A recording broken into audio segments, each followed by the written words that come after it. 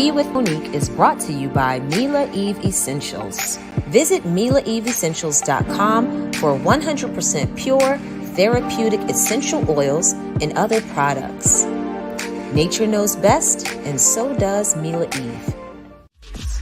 I came to work. I came to slay. Countdown to the beat drops. True queens don't play. I came to work. Drag, slay, work, work. Hit the finish. Drag queens don't play. Yeah. Stand up to bullies.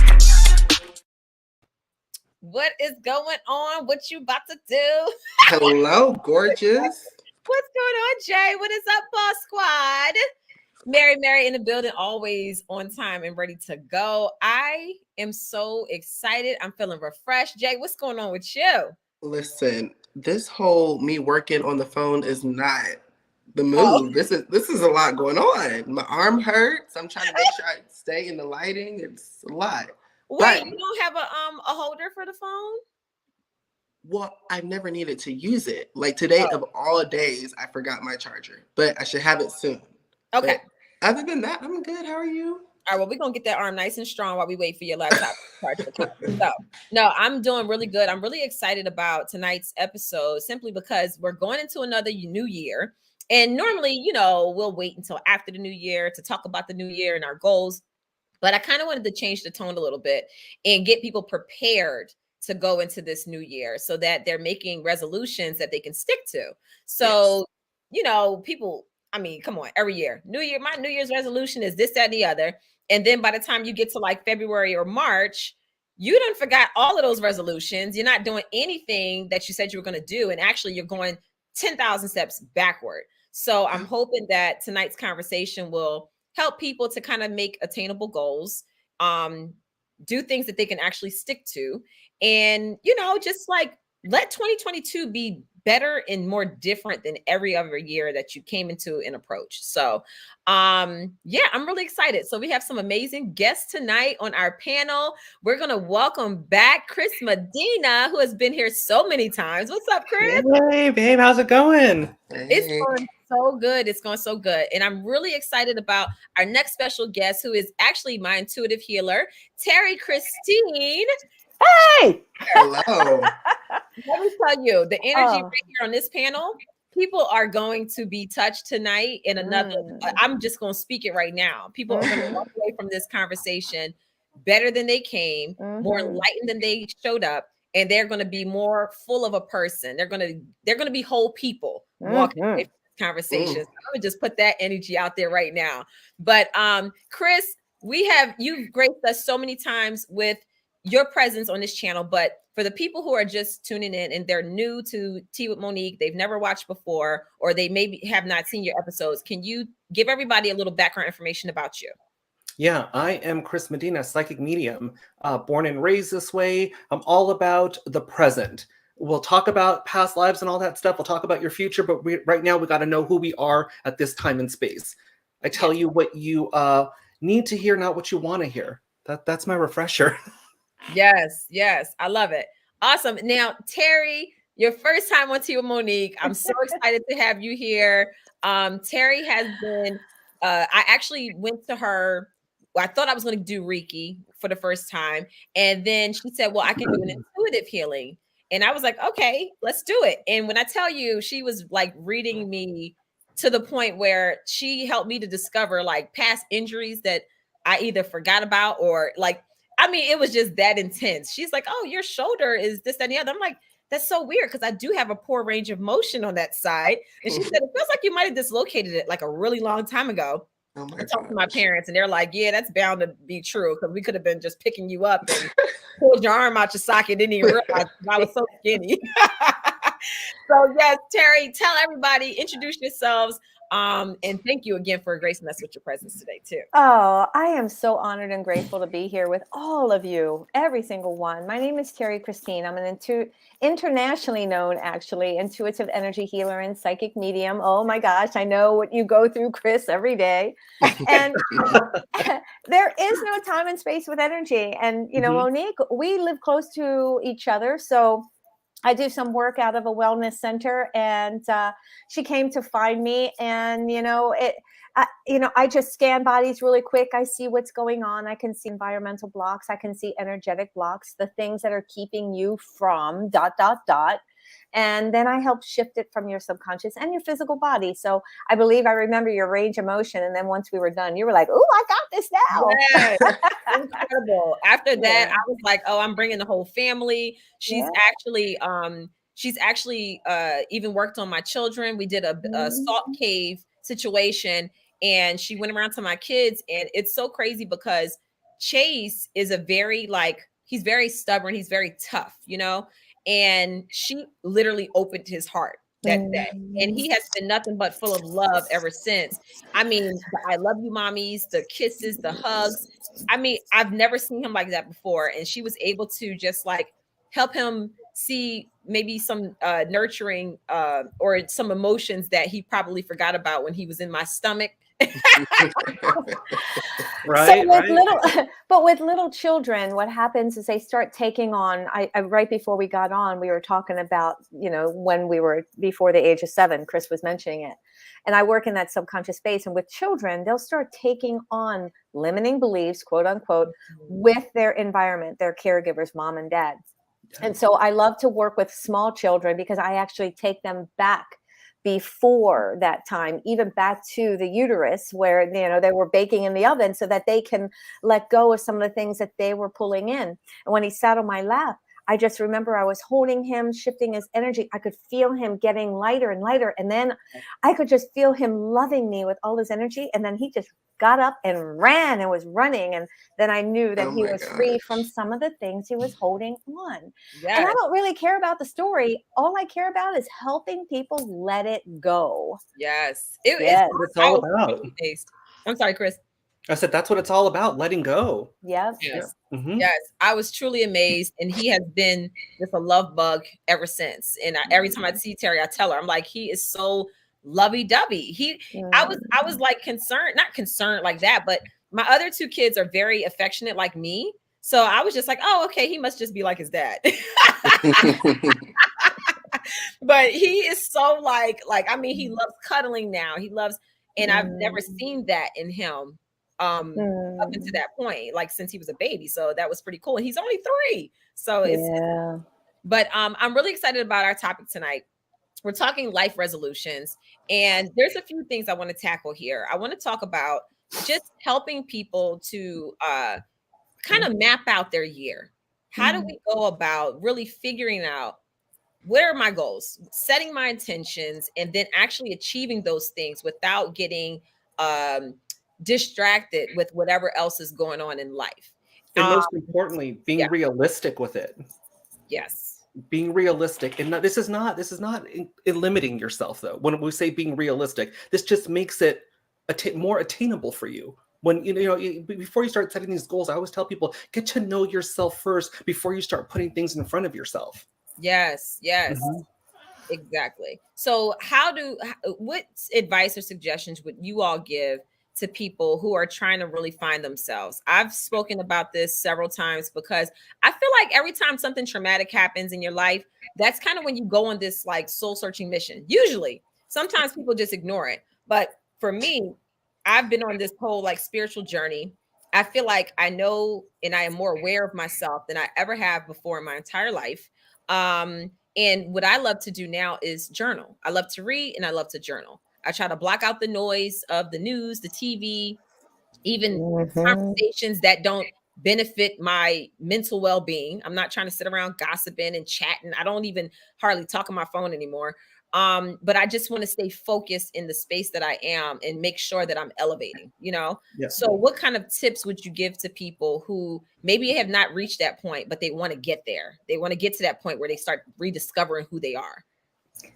So for me, because I work in the subconscious space, it can become conscious, meaning when you're triggered by other people around you, when you say, man, why did they say that? When it really wasn't them, it's that feeling that's bubbling up and your environment is triggering the feeling to bubble up. So what for me, I'm telling people, be present. present in your environment, present in what's going on in your head. What are you saying to yourself? Those never ending, the hamster wheel from hell, the never ending stories that you keep telling yourself. You can wake up and then instantly being into a story from your past. And so if you're going to be reliving those stories, what you should say to yourself is, first off, what did I learn from that? Right? Mm-hmm. What was presented to me?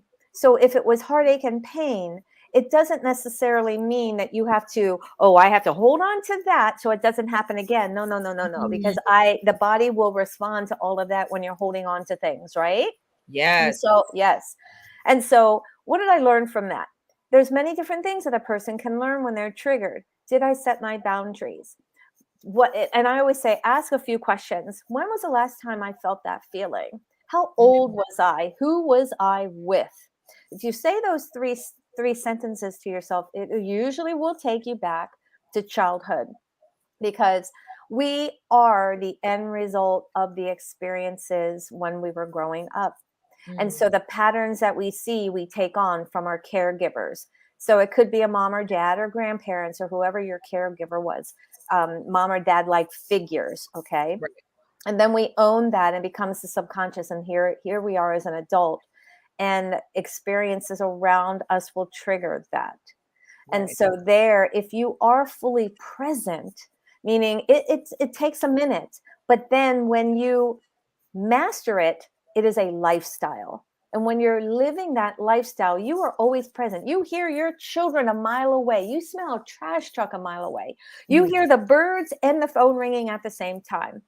So when you're fully present in how your body feels, how it walks, how people are talking to you, when they're not talking to you. You can hear words in between words.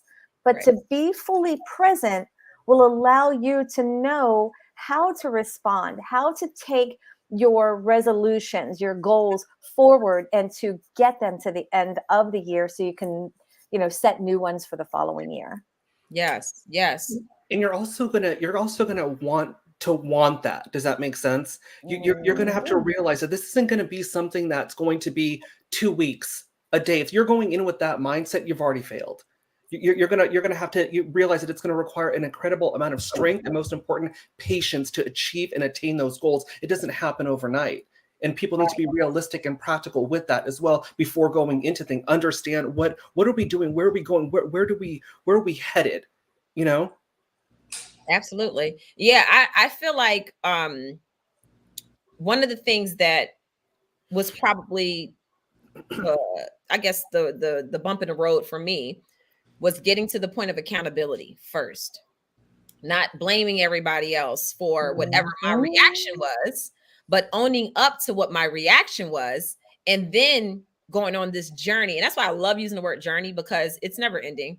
That's why we're here. We're here to become better, so it's always a journey. You always are learning something new. As soon as you feel like you've achieved something and you figured it out and you have your aha moment, here comes the next thing that you have to work on, So for me, accountability, if you're not able to look at yourself in the mirror and own up to who and what you are, whether it sounds nasty, whether it sounds terrible, own it and say, you know what? This is who I am. That's the only way, to me, that you're able to start moving forward. I think I see so many people that are walking around in denial about themselves. And they try to put off as if they are this perfect image, or they're just this perfect being, and they know their faults, but they're trying to project like they don't have any. And to me, that's very dangerous, because you'll never get to a point of growth. Once you sit back and say, you know what? Yes, I am a control freak. Yes, nobody can ever do it good enough for me. I have accepted that about myself, and I try to work on it all the time. But there's freedom in me expressing the fact that I know that about myself, and I'm actively trying to work on it. And I can actually do something about it now, since I'm aware of it and I know it, versus me saying, no, I would never control anybody. Meanwhile, I'm refolding clothes after you fold and I'm following you around the house like, The one of the other things too, aside from accountability, that goes hand in hand with that, is forgiveness of yourself. not of others, but of yourself. The things that you may have done in your past that you regret, that those little things that trigger you, that remind you of that, you got to heal and forgive yourself first. You take that accountability and heal and forgive yourself, because we're always looking, without fail, you'll get those sessions, and maybe you're familiar with this, Terrie, as well, where the person tells you, I just want them to feel what I felt. I want them to know they're not going to. But once you forgive yourself, you don't have to worry about how the other person feels. It doesn't matter anymore. So I firmly agree with you, Monique. Accountability, and then followed by forgiveness.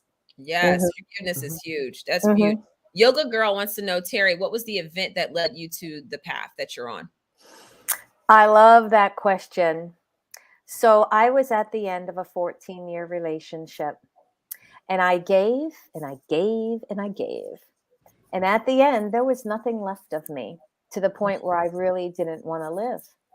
Wow. I felt that I know, and I'm going to get emotional because every time I tell this story, I really didn't want to live, because we had 2 children, and I had given so much that there was nothing left of me. And what happens is I lived so far outside of myself to please everyone else first. By the time I reflected back on me, I was an empty shell. So I woke up, it was 3 a.m. It was the last day I felt of my life. I got out of the bed. I laid on the bathroom floor, and I begged with all my might. And I know how people can feel like, come on, with all your might, for God to stop my heart. Because I said, take me, I'm done. There's nothing left for me to be here. I'm telling you, I can feel it right now. And there were several things that were happening at that time. I was crying so profound and giving everything that I had inside, that I could feel the tiles on the floor. They were so cold, like ice. I was lifting from my body. My eyes were closed, but I felt like they were open. I could see stars so close that I thought I could touch them. I was in the middle of the universe. And then I heard 3 words. It was all around me, masculine. Love will come. That's all I wanted from him. Every ounce of my being, that's all I wanted from my partner. Wow. And I felt like I wasn't getting it because I was giving so much. And when I heard that, there wasn't from any place around, like right in front. It was all around. It was very masculine, and it vibrated. When I heard it, I just went like this. I sucked back in my body. I stood up, shook off, like whatever, like similar to like a dog out of a bathtub. I was like, whoa, I went, oh my God, what just happened? I got back in the bed, and I woke up, and my entire life was changed after that. Wow. So what can happen is a person, I hear the stories about suicidal tendencies and feeling so depressed. I was at that point. And you're at the lowest of low. If anyone's ever read the book Power versus Force, they have a chart, and each emotion goes up to love. And I think love is like 400 or something, right? Or 500. So I was at the lowest of low. And so when you're there, you want nothing else but to end, right? And so when you come up from that bottom and you go to hope, that gives you, like, oh, I think I can do this, right? Yeah. And then you get into anger, because actually hope is lower than anger. And anger gets people, think about it, moving. They're like, I'm going to do something about this, right? Yes. I'm going to make it happen. Yes. And I got angry, but I got angry at myself going, how could I be that low? How could I? Because I was corporate girl. I was in the top of my field. I was director of sales. Nobody knew the emotional pain I was going through. So there we go. Quiet. Quiet is not always good. I was completely quiet, but I'm like, nope, girl, I went out the next day. I bought a shopping cart of books. Now, I could only read 1 book a year, because technically he wanted to live in a 1940s environment. So, I had the house cleaned. I had the food on the table when he walked in the door. I had the grocery. I had everything done, because that's what he wanted. And that's what I said. Oh, I will please him in every way. Wow. But after that, I went to that. I got books. I got books I'd never heard of. Because remember, I was corporate then. I knew nothing about any of this. I didn't even do yoga. I knew nothing, right? So I got Eckhart Tolle, Louise Hay, Don Miguel Ruiz, who you talked about the 4 agreements right before. Wait, can I just say that this just gave me chills because as we're talking, M. Austin said, I'm a recovering control freak. Then he says, the 4 agreements book. Hello. Yes. We literally were just talking about this book. So a friend of mine dropped this book off to me. Then my sister saw it and was like, oh, you're reading that again. And I'm just like, I don't think I ever read this before. And my sister was like, we've read that like 20 years ago. So I was telling Terrie and Chris backstage, I was like, there must be something in this book that I need to see because I feel like, however we want to call it, guardian angels or guides or whoever, the people who are around me protecting me that I can't see are sending me so many signs. And the fact that M. Austin, the fact that you posted that of all books, and I have it sitting right here, we just were talking about it, that just gave me chills. Like my mouth. Your confirmation. Woohoo! Yeah. Completely gagged. Yeah. Wow. All of those books will get you right there. But they resonated so profoundly, even though I didn't understand that life then. But Right. it became my life. And I just was like a kid in the candy store wanting more. So I read like a book a week. Don't even ask me how I did it. Book a week, understanding everything. Then I took, essential oils and crystals and things that just, it's like, this all makes sense. And then intuitive development course for a year and supersizing my magical skills because I'm clairvoyant, clairaudient, and clairsentient. So, I talk to, like Chris, I do talk to the non-physical. People do hire me for that. I spent 5 years on a psychic website as an advisor, and it just led me to doing hands-on work, hands-on healing. People come to me with physical pain, walk away without the physical pain. But because corporate, I wanted to be a know-it-all who does it all, has it all, feels it all, loves it all. I decided in my spiritual journey, I wanted to do a know-it-all, have it all, and I wanted to do it all. Don't limit yourself. Yeah, no limit. Exactly. Yeah. I am. Yes. I love it. I love that. I always tell my kids, it's not who do you want to be when you grow up. It's no, I said not what do you want to do when you grow up, but who you want to be when you grow up. Because you can be so many different things. And in our society, we're always taught that we have one job. Like, what do you want to be? Oh, it has to be a doctor or a lawyer, or it has to be very specific. And to me, I'm like, no, I can be so many different things. Like, we change so much every few years, every day. But you have these big changes that happen every few years where your whole focus could be shifted to something else. And if you're stuck in the same thing that you said you wanted to do when you were 5, you might be limiting your purpose in life. Jay, what do you feel about the topic? I know you're finally on the computer. You're good. There's a lot going on over here. Before we go to the next, Love and Hip Hop asked something that I really definitely want to touch on. Monique asked him about reincarnation. We're definitely going to talk about that. But Jay, I wanted to get your take on it and how do you approach the new year?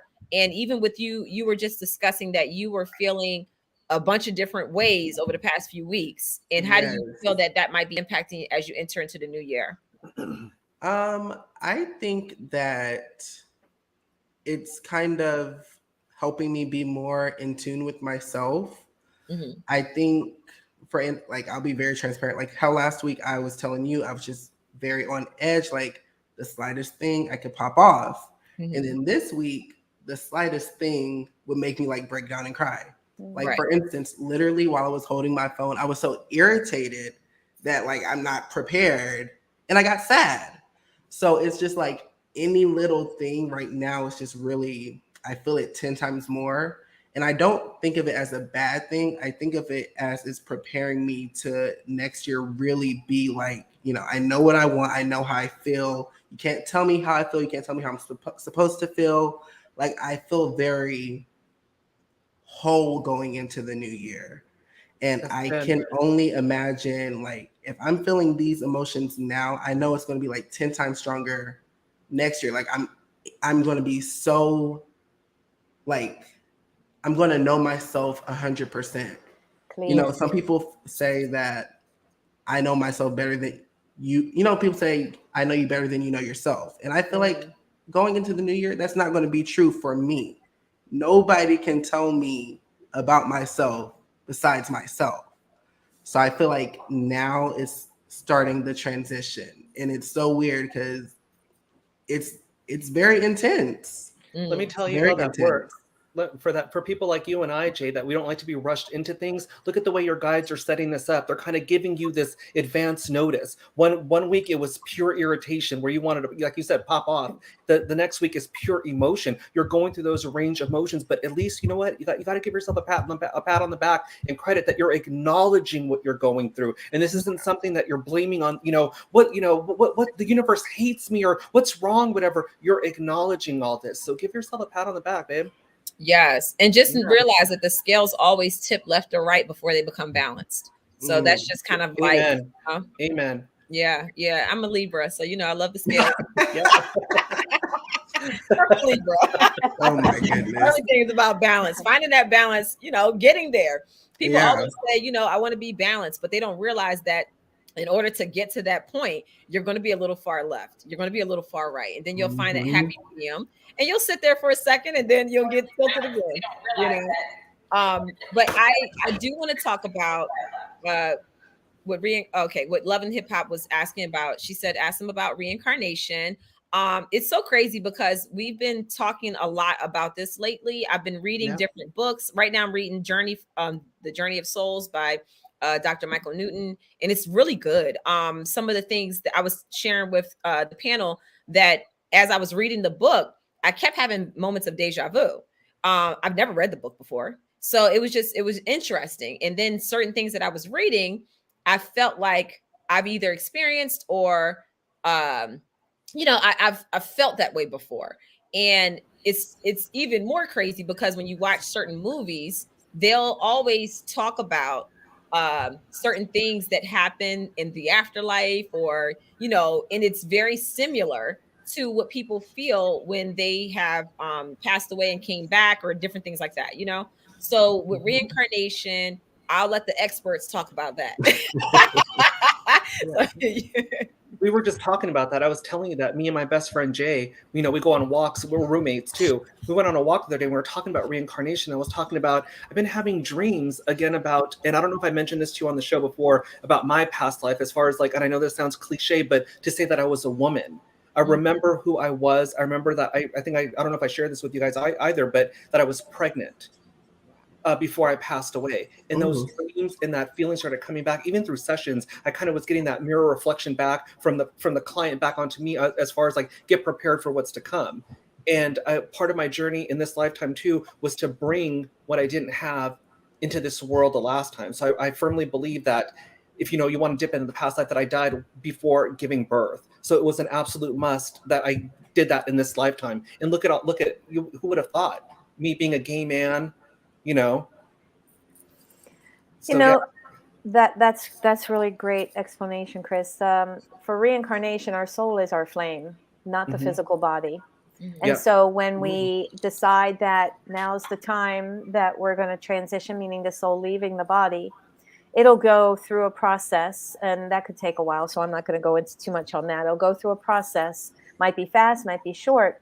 And you have a choice to decide to come back into something. Doesn't necessarily mean it's a human body. It can be a cat, dog, bird, whatever it is. 100%. Yep. Can be water. Yep. It's all energy, people. It's all energy. So when, that's why it's really important, as I started when you asked me about certain things, to be present, right? To be present in what we're thinking about, to be present on what it is that we're learning that we're all here for one reason. Our purpose is to expand and grow. Everything else is a choice. Yes. Now, how you expand and grow is to be more present, right? And so allowing yourself to say, hey, good, bad, and ugly, bring it on. I'm going to breathe through the ugly, but bring it on so that I can expand even further. So that when my soul, when I decide to come to the equal agreement that the soul is going to leave the body, when I come back, I'm not going to have to play this stupid game again. That's why I even say the children that are coming in, Chase, so smart. That little boy is so smart. Yeah. And these kids are learning how to clean the ocean with trash bags. They're learning how to heal cancer. They're at a certain age, they put him into that what is it, the science class where they're supposed to send it to the state and they all, win an award or something. And these kids Oh, are right. winning. Yes, I don't remember what it's called, but they're winning these major awards because think about it. The soul has grown and expanded to where it is in the present body. And when it leaves, it's not going back. It's going forward for when it ended that life. So it has learned a lot. So you'll find, and I was watching some YouTube videos where kids were, I don't even know if you saw it, Chris, where this kid came in and he was like 5 or 6 and he kept having these dreams about being in an airplane crashing, and it went on for years, and come to find out he was World War II pilot. They figured out who it was, and he went to the grave site and he was able to really forgive himself, knowing that he didn't die in vain, and that he was able then to let go of that past life and then live a normal child life. So it can happen in a form of feeling familiar, like the book that you're reading, Monique, feeling familiar of the past lives coming and going, right?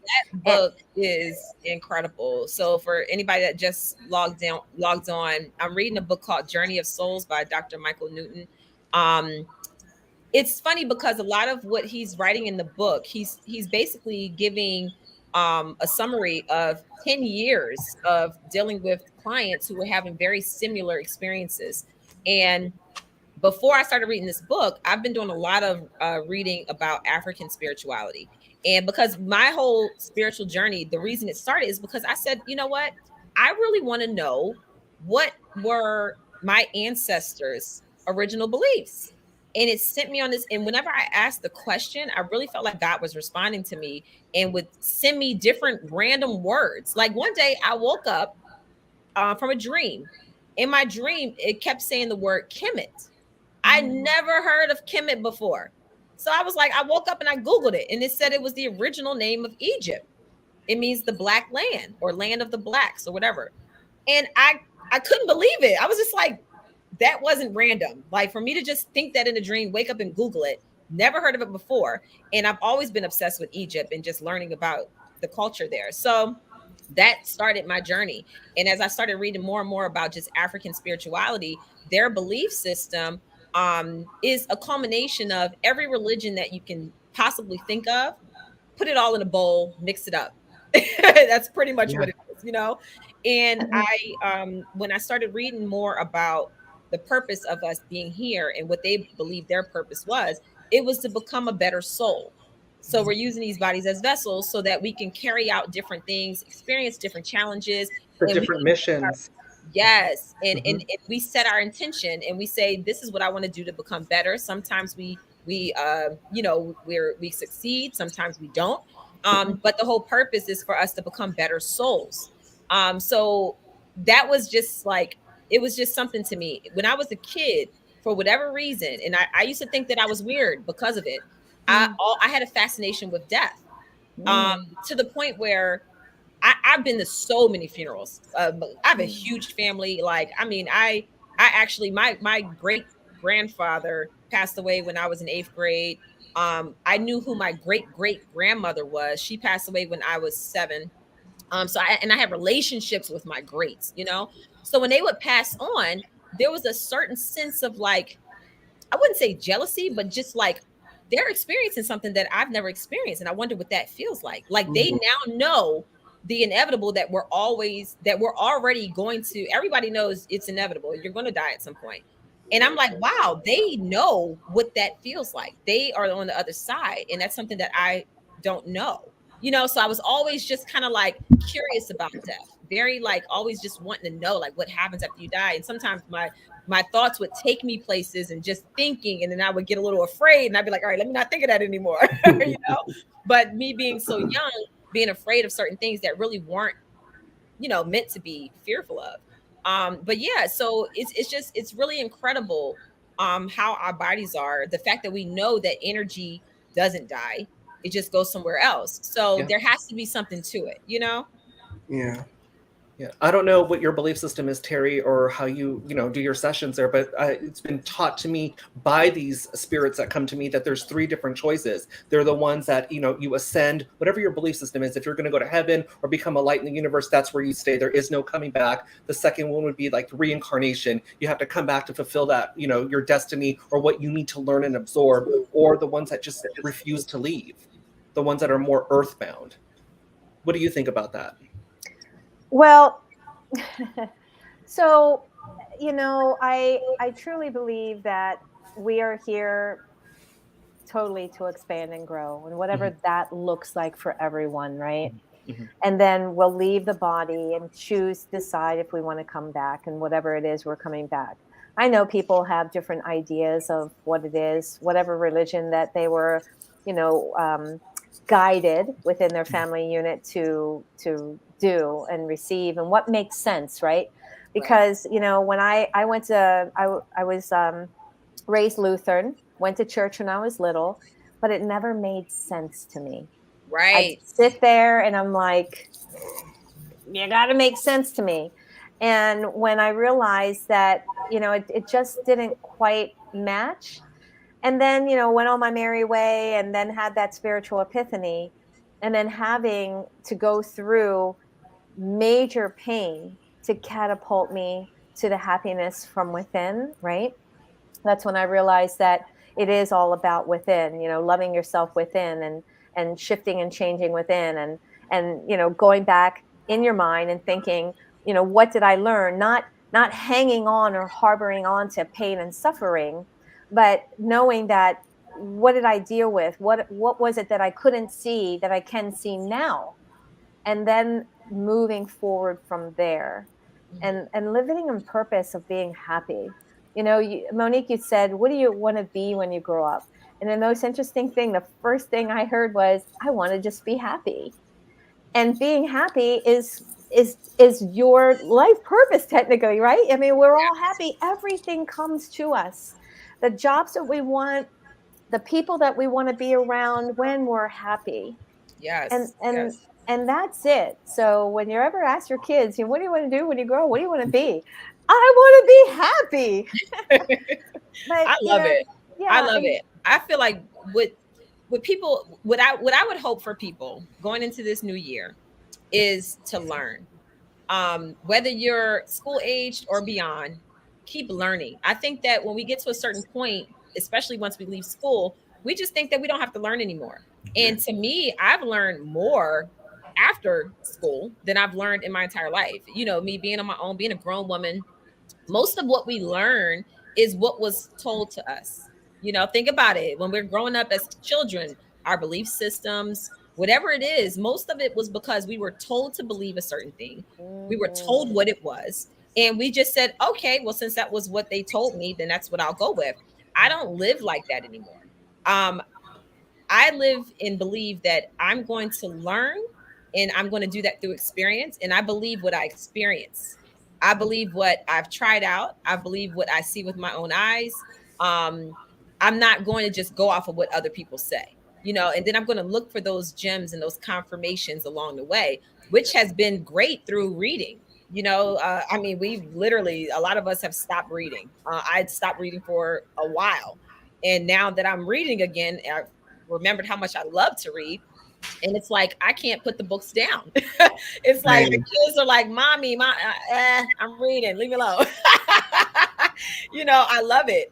So then they get curious, like, well, what are you reading? What's that book about? And then I tell them about it, and they're like, wow, that's interesting. So yes, I just feel like we need to do more thinking for ourselves, so that we can become whole people, and become more enlightened, not just walking around like we're half a brain.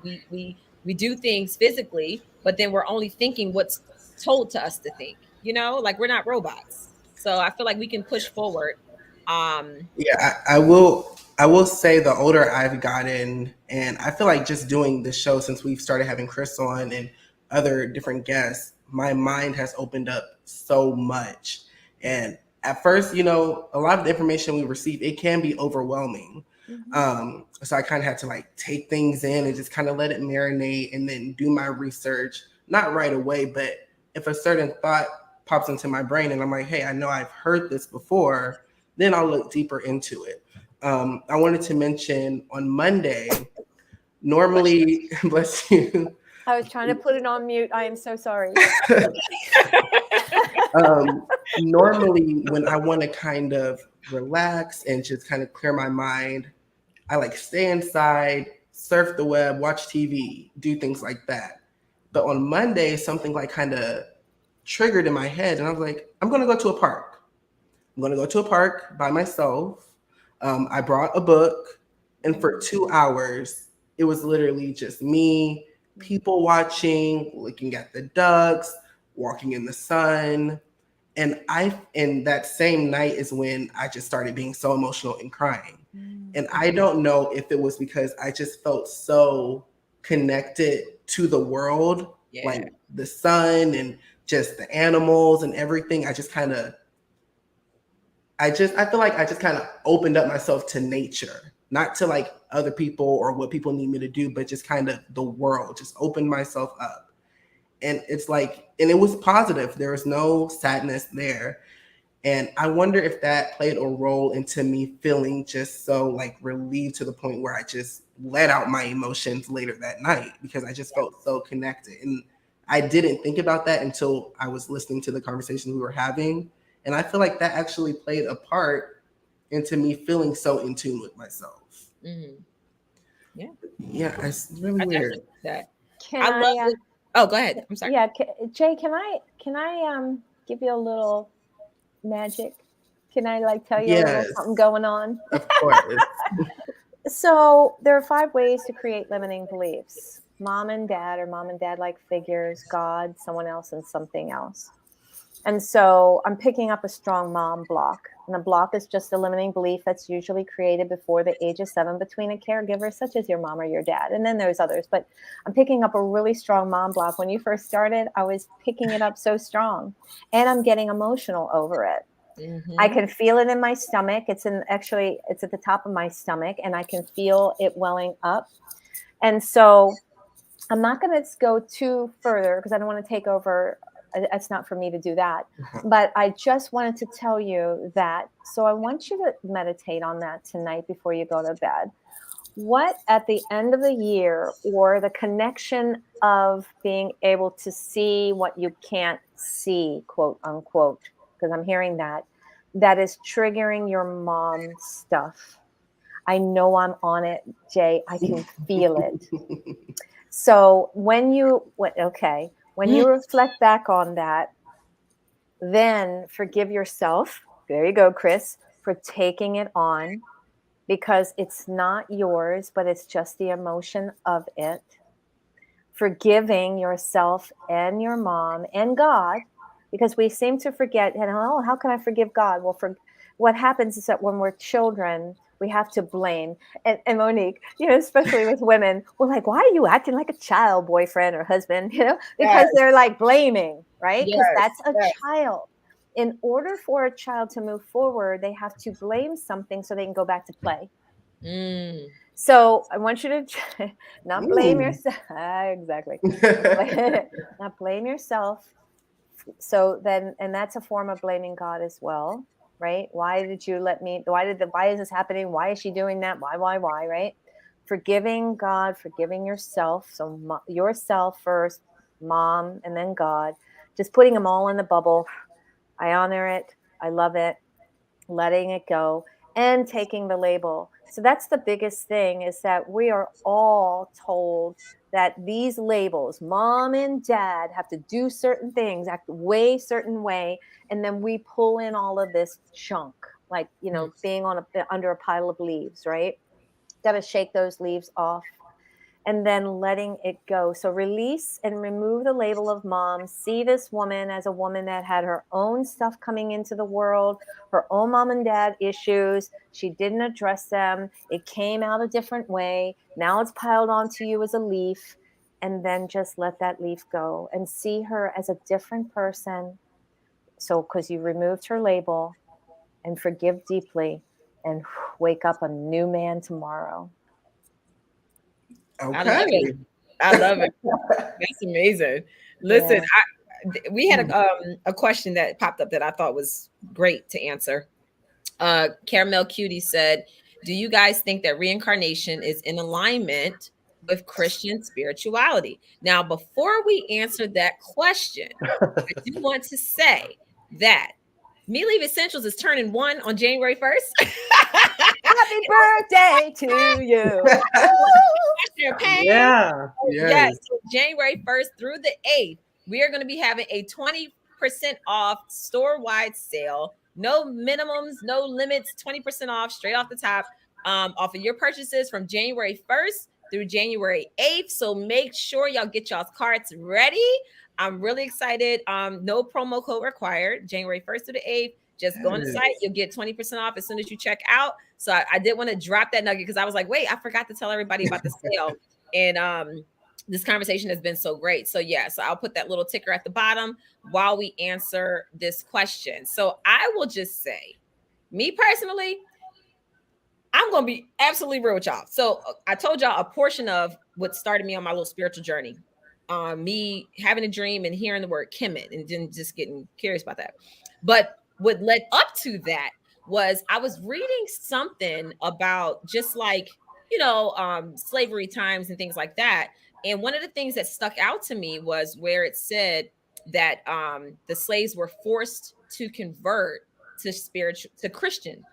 They were forced to convert to Christianity. They were not able to speak in their own native tongues. They cut their hair off so that they couldn't identify who was a part of their tribe or who was kin to them. And they were forced to convert. And that stuck me. And I said, well, what were we before if we were forced to convert to Christianity? So that is literally what started my whole journey. And ever since then, I started learning more and more and more and more. A lot of what we believe, no matter what religion that you partake in, a lot of it goes back to the same source. When you look at the ancient hieroglyphics, the sacred writings in the tombs and everything else, and all of the advanced civilizations that once existed in the African continent that we weren't taught about in school, all of it starts there. And a lot of what we experience in religion today is a piece of certain things of those beliefs. It's like literally taking a story and almost plagiarizing it and then making it a whole religion. And then different regions have their different beliefs based off of one truth. They take apart from it. And what does that do? It creates division.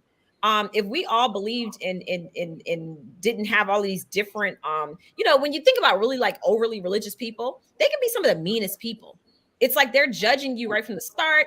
I've experienced it. I grew up Pentecostal. I know when it tells you thou shalt not judge.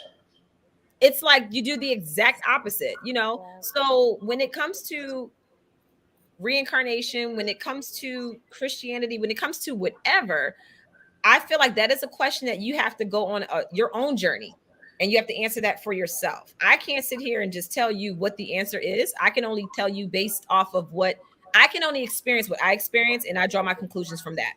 Your journey is not my journey. That's why I have a lot of issues with religion, because you can't tell or give a person a book and say, here's the way to free your life. Here's the way to have eternal life. Here's the way to make it to heaven or hell or whatever. Everybody's journey is personalized to you. So there's no handbook for that. You can have different,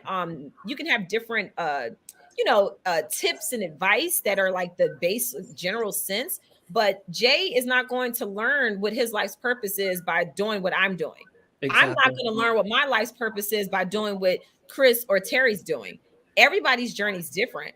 So I'm not going to answer that, because at the end of the day, that's something that you have to answer for yourself. You have to do your research and do your due diligence and say, okay, here's my question. Is this in alignment with my beliefs? Figure out where your beliefs came from, where they started, and make sure that you're going off of the original copy, not a carbon copy of whatever that belief system is, and step outside of yourself. And most importantly, how does it feel to you? Forget what you were taught and what you're supposed to believe in. How does this feel to you? And that was huge for me raising my kids. I never incorporated my spirituality or my belief system while raising them. I wanted them to be completely open to whatever they wanted to do. And just to touch on one more thing, I know we're talking about reincarnation or spirituality into Christianity, but also remember something too. When we're involved in relationships, Monique, with you and your husband, Jay, you have a spouse or whatever the case may be, we're all on separate paths. Just because we're going hand in hand, marriage-wise, does not mean we're going down the same path. And I think people tend to forget that sometimes. Does that make sense? As far as like everyone's purpose and their intention while they're here. Yeah. Right. And as I said, when I was going to church when I was young, it just didn't make sense to me because it just didn't feel like it was making sense. I was talking, so glad you said, Chris, the feelings. It really is the feeling. And so we just have to make sure that, if you're choosing a certain path to go, may it incorporate reading the Bible or certain organized religion or some of the things that Chris and I believe in. It's really about feeling and being the best that you are. No judgment, no ego, supporting each other in love and making sure that we can help and be in service and whatever that looks like. And when I say being in service, holding open the door, and talking your friends off the ledge. And you don't have to be a nurse or a doctor or even one of, what Chris and I do, but just being in service to help each one live a better, happier, more fulfilled life, and if you really read the Bible, it's very interesting. Someone said, "Oh, Terrie, oh my God, you talk to dead people. You're a demonizer, and you're, this." And I'm like, "Whoa, wait a minute, hold on for a second." I said, "People come to me because they're in major pain emotionally because of the loss of their loved one or a family member, whoever. And by me being able, and Chris being able to provide a message that's so loving, it's so profound, is so healing for the physical person still here. So if that's what you want to say is demonic or whatever, it's completely the opposite of the messages that we are providing in a healing, loving way. Messages that these people are needing because they did not have a moment to say their last goodbye most of the time. Sometimes they do, but most of the time they don't. So being able, Chris and I, to provide that message is healing for them and as well as us. So I just wanted to add that. And also too, people, I'm probably going to get stuff for this, but it's fear, a lot of fear. What you don't know, you obviously fear, and you wrap yourself with spirituality or religion to take away that fear. Yes. Now let's think about this. So when I used to go to church, my pastor at the time said that if you look up the root word of religion, it's I think the Latin form is religio. Don't quote me, but it's religio. I do know that part. And when you look up what the meaning of that is, it means bondage. So let's think about this. So religion was created as almost a form of bondage. It was created so that it could keep people in check. It's so funny. There was a movie, Robin Hood, that came out with Jamie Foxx, and the priest or the Catholic Pope, whoever it was, in that movie said, "Yeah, that's why we invented hell, to keep them on their knees and to keep them basically pay your offering and you stay on your knees and you keep, doing what you're doing out of fear." So even though, like I said, you watch movies, you get little tidbits of certain things that when you're already on a journey and you're like doing your research and you hear certain things, it's like, okay, let me investigate this further.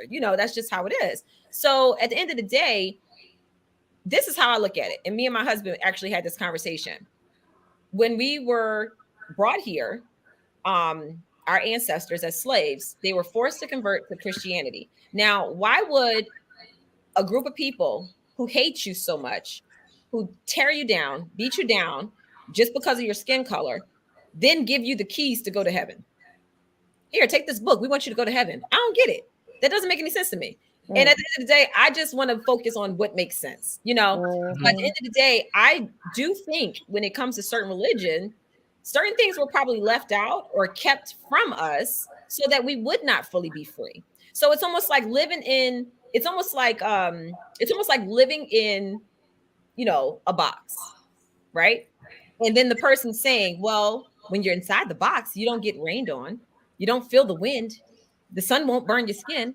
You're in this beautiful box, and you're just like, oh yeah, this box is kind of cozy. It is protecting me, but it's still a box. You're still living in a box, you know? Yep. It's almost like this sense of giving you something that makes it feel like it's free, and you feel like you have a sense of freedom, but you're still limited because you're being controlled. It's almost like, let me just keep you right here, and make you feel as though you have power.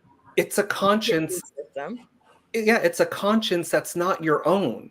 Don't have my conscience for me. Let me experience what I need to experience. Don't tell me how I should be feeling. It's almost like a form of distraction. Look at the world the way it is today. Help your neighbor, help your fellow man or whatever. Everything to distract you from you. I always tell people, that's fine. If you want to help, go do that. But first things first, help yourself. Get to know who you are first before you give your energy off to somebody else.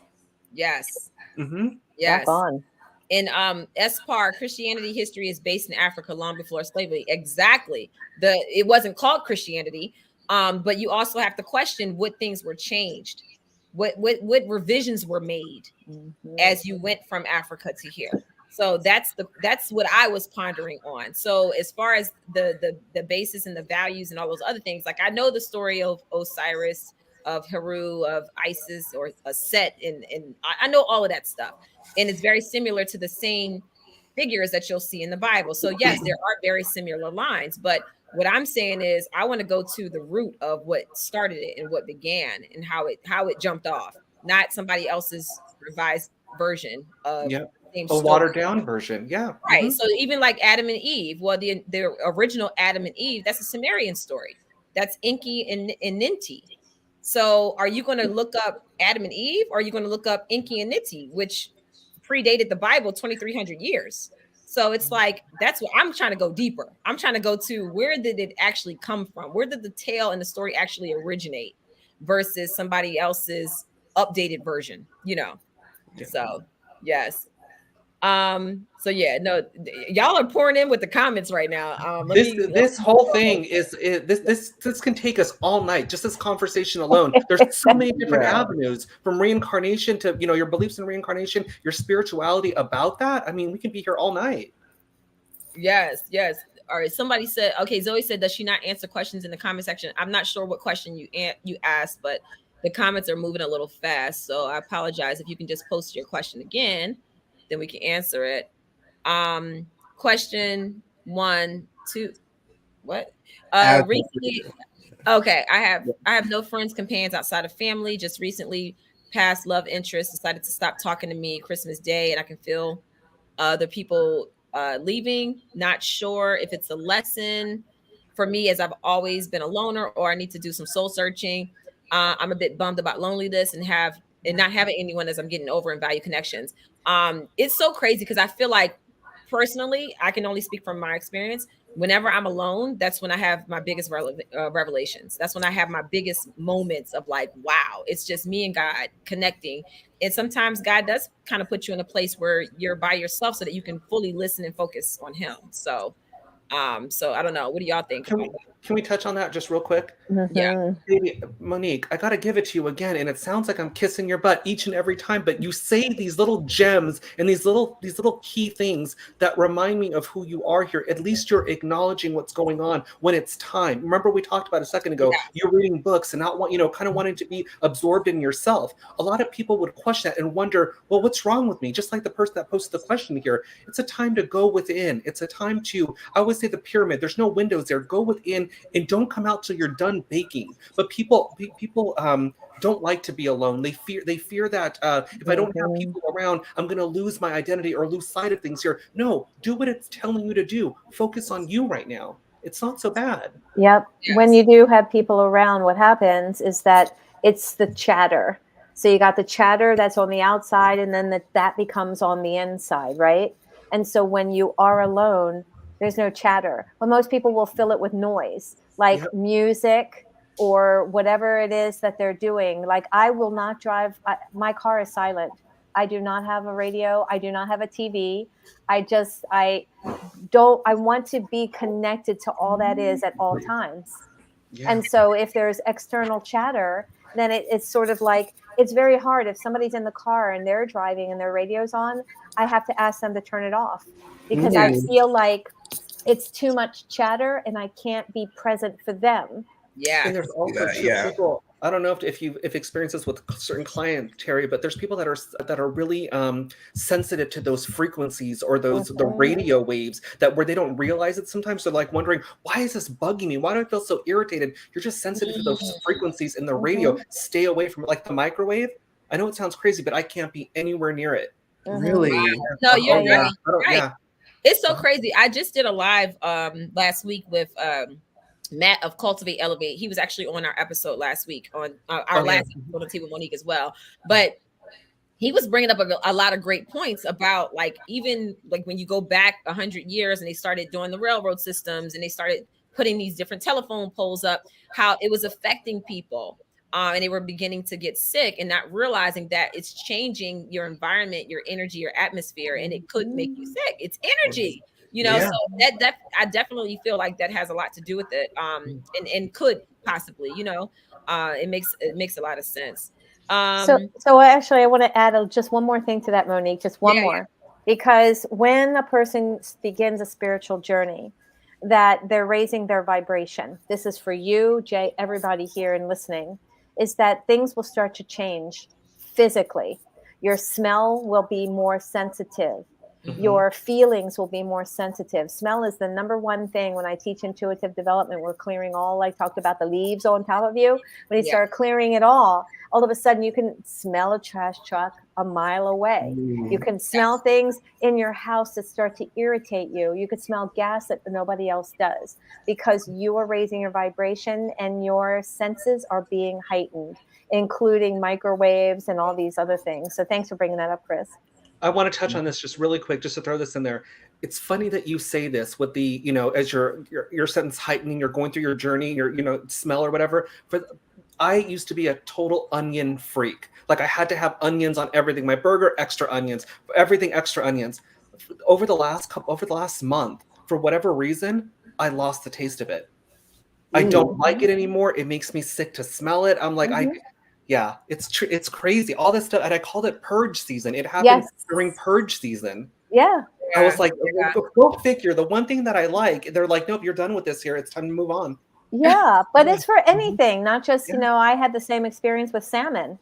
And, and it can hit you at certain times. It doesn't have to be at the beginning of your spiritual journey or whatever it is that you're shedding, letting go of, forgiving, just like Jay is going to go through.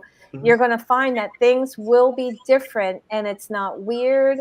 It's refreshing to say, you know, okay, my body's going through this. Now I'm receiving more and letting go of what no longer serves me. Drop the mic. Yes. Drop it. I love that. So if y'all haven't learned anything from just this whole conversation, it's different from a typical New Year's resolution conversation. That's why I called it life resolutions. But I'm hoping that people can just open up more and just be more self-aware, be more accountable, ask questions, read a book, you know, if you just wrote down everything that you know versus what you were told. So whatever you know for yourself, because you know that you experienced it and you know for a fact versus what you were told to know. That should really send you on a journey alone, you know? So just like to me, when you can really focus on your mental health and awareness, that will set everything off. In this new year, before we go, I know we're a little over time, but I did want to also bring up, we had this great conversation about how people are affected around the new year. Why is it that people get so hyped up around the new year? And it's like, yes, I'm about to do my cleanse. I'm about to work out. I'm about to do this. Why is it? Because everybody goes through it. And then once you get to around March, starts taking off a little bit. Then you get to the summertime and everything that you said you were going to do, you're just like, whatever. So can I jump in this one? Real fast? You know what it is? It's the same thing with like that religion. We're taught to believe, we get that energy, you know, it's a New Year's, new resolution, new year, no me bullshit. And we get caught up in that hype. We create these unrealistic expectations of ourselves just to make ourselves feel better. And just like you said, by March, beam down. That's why I'm saying, let's be realistic. We're not let's be realistic about our goals, what we plan on changing here, but that change has to start from within out. So also think about it. At the end of the year, people are purging, right? I got to let go of the old. I got to forgive. I got to do these things. And then they start setting their goals, their intentions, their expectations. So when I talk about this, it starts building. Everything is energy. So when everyone around the planet is saying, oh, it's the end of the year. I got to clear my house. I got to paint. And they're saying, I'm going to lose 10 pounds going into the new year. And then they all start. So it's like a big tidal wave, right? So we're going to ride this tidal wave. I tell people, just sit back, because you will be pushed along with all the energy of the tidal wave. However, exactly, is to make sure that we can drag it out for the entire year. So when you start feeling really tired, well, then you overexerted yourself. It's okay to just step back and say, okay, I'm still riding that wave, but I want to keep it going. I want to live in this feeling. What more can I do for myself? Again, going inside, working on yourself, then what's in will expand out. Yes. I love it. I love it. Yeah, don't get caught up on that tidal wave, y'all. If you, it's fine if you get on it, but just make sure you know how to ride the wave by yourself too. When everybody else starts tanking out. Amen. Keep on. Keep going. You got your floaties on and everything. Exactly. If I could, I'm gonna just give y'all one tidbit of advice. This is what I do personally. So I like to do goals by the quarter. So I set my intention for the quarter, whether it's business or whether it's relationship or whether it's health. January to the end of March, here's my goals. And then I have a different set of goals for April until the end of that second quarter. And then I just break it down, because that's basically 4 times. And I set goals that I know I can achieve, not because I'm like, I just want an easy ride, but it encourages you when you can set something so simple, like reading 1 book a month. That's been one of the goals that I set. And people who read often, they might look at that and be like, what? That's nothing. I can read a book every few days. For me, reading 1 book a month is a huge goal. Right. And every month that goes by that I read another book, I feel really good about myself. And then it encourages me to then add something else on. So now I'm gonna read 1 book a month. Plus I'm going to do, a water fast every full moon. And then once I accomplish that, it energizes me. It makes you feel good about yourself. Now you can accomplish even more versus you saying, okay, I'm gonna hit the gym 5 times a week. I'm going to lose 10 pounds. I'm going to stop eating sugar. I'm going to do this and the other. I'm going to make sure I call my mom every day. Now when you got all of these goals that you have set for yourself, imagine what happens to the psyche once you start slacking and you don't achieve any of those. Yeah. Now you totally tank and you're not going to do anything. Now you're so, feeling bad about yourself that you're like, dang, I can't even stick to the things I set out for myself. And then you end up not doing anything. So to me, walking that walk of shame. Yes. Don't walk the walk of shame. Oh my God. So funny. Yes. No, this is good. Someone asked, do you believe in cleaning? New Year's cleaning? I clean every quarter. I clean all the time, but I do deep cleanings when the weather changes. That's for me. Because I was trying to figure out what cleaning they were talking about, like a soul cleaning or probably a deep cleaning in the house. Okay, got it. Well, I do both. I do the deep cleaning and the soul cleansing. I mean, out with the old and in with the new. Yeah. Yeah. And unlike Monique, I do it by quarter. Because, I guess it's just one of these, I want to feel light when my house starts, things come in. And then before you know it, you're like, oh my gosh, between, my business, Monique has her business, the kids, and, you're like, whoa, you got a pile of stuff and you just want to make it light. So I just will go around the house, clean, purge, meditate a little bit more, making sure I'm on my right path. Where's my mind? What is it that I want to receive? How am I creating it? These are the things I ask myself. I love that. I did want to mention 1 book I am reading before we leave, because it literally has been sitting here. It's called Let That S Word Go. Ooh, yeah. And I picked it up because I've been really into self-care books and stuff like that. And I'm kind of like an interactive type of person. I don't want to just read. I want to be able to jot down as I'm reading. Mm-hmm. And this book literally has different pages where for just daily things. There's a page for like gratitude and what it means to you.